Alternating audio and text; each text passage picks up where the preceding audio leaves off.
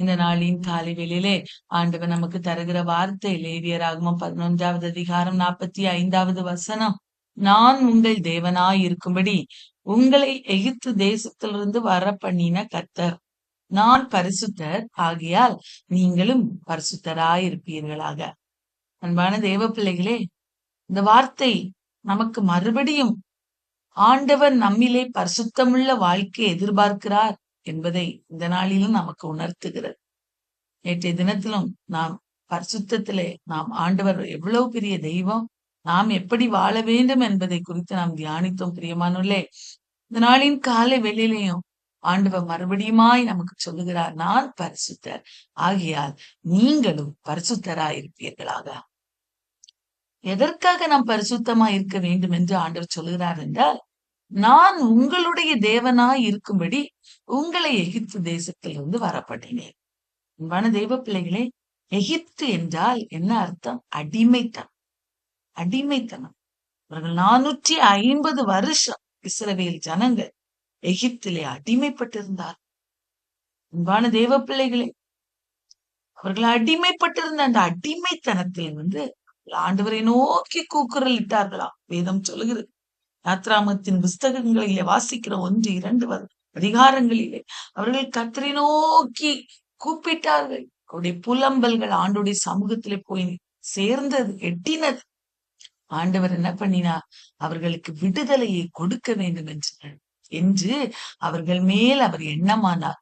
ஆகவே பாருங்க, அவர்களுக்கு விடுதலையை கொடுத்து அந்த இடத்திலிருந்து அழைத்து கொண்டு வருகிறார். பஸ்கா பண்டிகையை ஆசரிக்கும்படி செய்து ஒரு கொளுத்த எல்லா வீடுகளிலும் ஒரு ஆட்டுக்குட்டியை தெரிந்து கொண்டு அந்த ஆட்டுக்குட்டியின் இரத்தத்தை அவருடைய வீடுகளில் நிலைக்கால்களிலும் பூசி அவர்கள் அந்த ஆட்டுக்குட்டியை அவர்கள் புசிக்க சொன்னார் ஆண்டவர். பாருங்க, அவர்கள் அந்த பஸ்காவை ஆசரித்த மறுநாளிலே அவர்களுக்கு ஒரு விடுதலை கிடைத்தது. அவர்கள் விடுதலை பயணத்தை மேற்கொண்டார்கள். பிரியமானவர்களே, அப்போ எகிப்து அடிமைத்தனத்திலிருந்து ஆண்டவர் அவர்களுக்கு ஒரு விடுதலையை கொடுத்து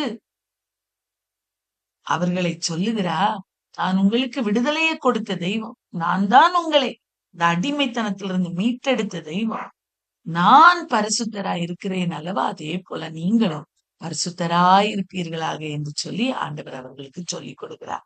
அன்பான தெய்வ பிள்ளைகளே, இந்த காலை வேளையிலே நம்முடைய வாழ்விலே பரிசுத்தம் உள்ள ஜீவிதம் இருக்கிறதா? நம்மளை ஆண்டவர் இந்த உலகத்திலிருந்து பிரித்தெடுத்திருக்கிறா, அடிமைத்தனத்திலிருந்து பிரித்தெடுத்திருக்கிறா.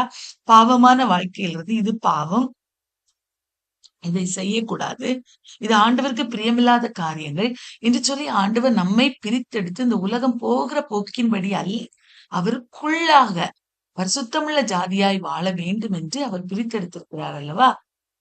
அவர் விரும்புகிற பரிசுத்தம் நம்மிலே காணப்படுகிறதா என்பதை இந்த காலை வேளையிலே நம்மிலே சிந்தித்து பார்த்து, ஒருவேளை பரிசுத்த குறைவுகள் நம்மிலே இருக்குமே ஆனால் அதை நம்மை விட்டு மாற்றி அவரோடு நாம் பரிசுத்தமுள்ள பிள்ளைகளாய் வாழ ஆண்டவருடைய சமூகத்திலே கிருபையை கேட்க வேண்டும்.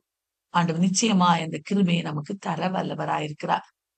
இன்றைக்கு நாம் தியானிக்க வேண்டிய அந்த சங்கீதம் 101வது அதிகாரத்திலும் கூட வாசிக்க வேண்டிய அந்த பகுதியிலும் கூட சங்கீதக்காரனாகிய தாவீது தன்னுடைய வாழ்விலே அவன் ஆண்டவருக்கு பிரியமான ஒரு பரிசுத்தமுள்ள வாழ்க்கை எப்படி எதிர்பார்த்தார் என்பதை அவர் அழகாக அந்த அதிகாரத்திலே எழுதி வைத்திருக்கிறார்.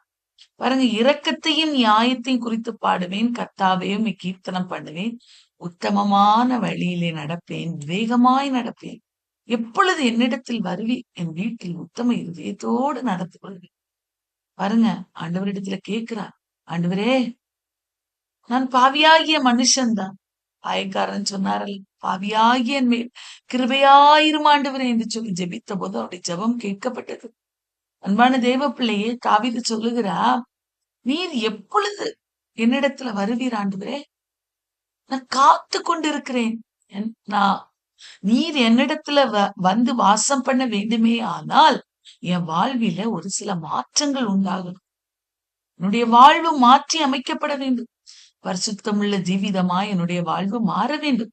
ஆகவே நான் உத்தமமாய் நடப்பேன், விவேகமாய் நடப்பேன், என் வீட்டுல உத்தம இருதயத்தோடு நடந்து கொள்வேன், எப்பொழுது என்னிடத்துல வருவீர் ஆண்டவரே என்று அவர் சொல்லுகிறார். ஆண்டவர் புதிய ஏற்பாட்டின் காலத்திலே நீங்க தான் என்னுடைய ஆலை, நான் உங்களிடத்துல வந்து வாசம் பண்ணுகிறேன். இந்த ஆண்டவர் சொல்லி இருக்கிறார் அல்லவா? இதோ வாசற்படியில் இருந்து கதவை தட்டுகிறேன். ஒருவனின் சத்தத்தை கேட்டு கதவை திறந்தா நான் அவன் உள்ளிலே வந்து அவனோடு நான் வாசம் பண்ணுவேன் என்று ஆண்டவர் சொல்லியிருக்கிறார் அல்லவா? எப்பொழுது வாசம் பண்ணுவார் என்றார், நாம் பரிசுத்தமாய் உத்தமமாய் தூய்மையான வாழ்க்கை வாழும்போது. ஆகவேதான் தாவீது அந்த வாழ்வை அவர் விரும்பினார். ஆண்டவரே, எப்பொழுது என்னிடத்துல வருவேன்? ஆண்டவர் நம்மிடத்திலே தான் இருக்கிறார், நம்முடைய இருதயத்திலே வாசம் பண்ணுங்க. அந்த விசுவாசம், என் ஆண்டவர் என்னோடு இருக்கிறார், பரிசுத்தமுள்ள வாழ்க்கை வாழ வேண்டும் என்கிற அந்த ஒரு பெரிய ஒரு வைராக்கியம் நம்மிலே காணப்பட வேண்டும். தாவீது சொல்லுகிறார், தீங்கான காரியத்தை என் கண்முன் வைக்க மாட்டேன். என்னுடைய கண்களுக்கு முன்பதாக அசுத்தமான காரியங்கள் இருக்கிறதா? அசுத்தமான பார்வைகள் இருக்கிறதா? இந்த காலை வேளையில இருக்குமே ஆனால் அவனுடைய சமூகத்துல அதை ஒப்பு கொடுக்க வேண்டும். வழி விலகுகிறவர்களுடைய செய்கையை வெறுக்கிறேன், அது என்னை பற்றாது. இந்த உலகத்திலே உம்மை விட்டு தூரமாய் போகிறவர்கள், வழி விலகுகிறவர்கள், அவர்கள் போன போக்கின்படி நான் போக மாட்டேன் என்று சொல்லி அவர் சொல்லுகிறார். மாறுபாடான இருதயம் என்னை விட்டு அகல வேண்டும். மாறுபாடான இருதயம் எனக்கு வேண்டாம் ஆண்டவரே. பொல்லாதவனை நான் அறிய மாட்டேன். பிறனை ரகசியமாய் அவதூறு பண்ணுகிறவனை சங்கரிப்பே. அவதூறு, ஒருத்தரை பற்றி ஒருத்தங்கிட்ட பேசுறது, தீமையான காரியங்களை யோசிக்கிறது, இதெல்லாம் எனக்கு தேவையில்லை, நான் செய்ய மாட்டேன்னு சொல்றார். மேட்டிமை கண்ணனையும் பெரு நெஞ்சுள்ளவனையும் பொறுக்க மாட்டேன். மேட்டிமை எனக்கு வேண்டாம், அது செய்ய மாட்டேன். அப்படி மேட்டுமையும் பெருநெஞ்சு உள்ளவர்களையும் அவர்கள் செய்கிற காரியங்களை பார்த்து நான் அதன்படி செய்ய மாட்டேன் ஆண்டவரே என்று அவர் சொல்லுகிறார். இதெல்லாம் நான் செய்தாதான் நீங்க என்னிடத்துல வந்து வாசம் பண்ணுவீங்க என்று தாவீது அவர் சொல்றாரு. இதெல்லாம் நான் செய்ய மாட்டேன் ஆண்டவரே, நீங்க என்கிட்ட வந்து வாசம் பண்ணிருங்கப்பா அப்படின்னு சொல்றாரு. என்னிடத்துல எப்பொழுது வருவீரப்பா?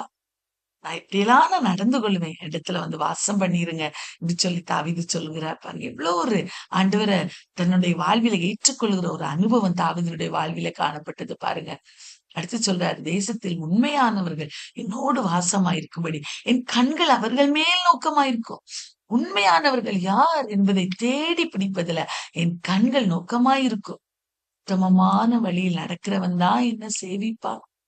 உத்தமமாய் இருக்கிறவர்கள், நான் யாருடைய கூட்டத்துல இருப்பேன்னா உண்மை உத்தமம் செய்கிறவருடைய மத்தியில தான் நான் இருப்பேன். சொல்றாரு, ஏன்னா என் ஆண்டவர் அதை விரும்புகிறார். நான் அவ்வாறு செய்தாதான் என் ஆண்டவர் என்னில வந்து வாசம் பண்ணுவா, என் வீட்டுல வந்து வாசம் பண்ணுவா என்பதுல தாவீது மிகவும் கவனமா இருந்தார். பிரியமானவர்களை அடுத்து சொல்றார், கபடு செய்கிறவன் என் வீட்டுக்குள் இருப்பதில்லை, பொய் சொல்லுகிறவன் என் கண்முன் நிலைப்பதில்லை.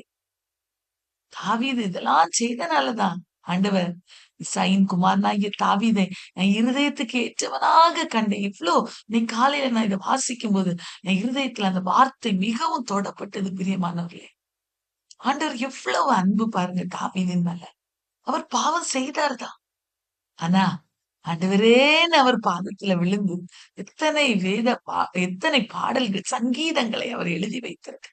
அன்பு, ஆண்டவர் மேல் இருக்கிற அந்த அன்பு, அது ஆண்டவரை கவர்ந்தது. பிரியமானவர்களே, ஆண்டவர் அதை விரும்புகிறார். தெய்வம் அவரோடு இருக்கிற அந்த ரிலேஷன்ஷிப்பை ரொம்ப விரும்புகிறார்.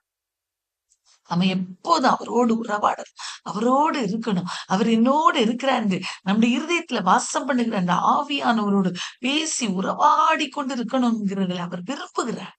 அதனாலதான் தாவீத அவர் மிகவும் நேசித்தார். பிரியமானவர்களே, தாவீதனுடைய யூதா கோத்திரத்துல தாவீதின் வேதிவராய் அவர் இந்த உலகத்துல வந்தார்.